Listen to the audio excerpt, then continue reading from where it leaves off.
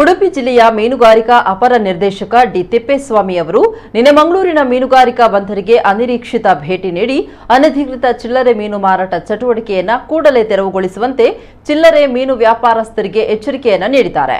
ಬಂದರಿನಲ್ಲಿ ರೀತಿಯ ಚಿಲ್ಲರೆ ಮೀನು ಮಾರಾಟ ಕ್ರಮ ಮುಂದುವರಿಸಿದ್ದಲ್ಲಿ ತಪ್ಪಿತಸ್ಥರ ವಿರುದ್ಧ ಕಾನೂನು ಕ್ರಮ ಜರುಗಿಸಲಾಗುವುದು ಅಂತ ಸ್ಥಳದಲ್ಲಿ ಮೀನು ವ್ಯಾಪಾರಸ್ಥರಿಗೆ ಸೂಚಿಸಿದರು. ಸ್ಥಳೀಯ ಮೀನುಗಾರಿಕಾ ಇಲಾಖಾ ಅಧಿಕಾರಿಗಳು ಮತ್ತು ಮಂಗಳೂರು ಮೀನುಗಾರಿಕಾ ಬಂದರಿನ ಸಮಗ್ರ ನಿರ್ವಹಣೆಯ ಗುತ್ತಿಗೆದಾರರು ಈ ಸಂದರ್ಭದಲ್ಲಿ ಉಪಸ್ಥಿತರಿದ್ದರು.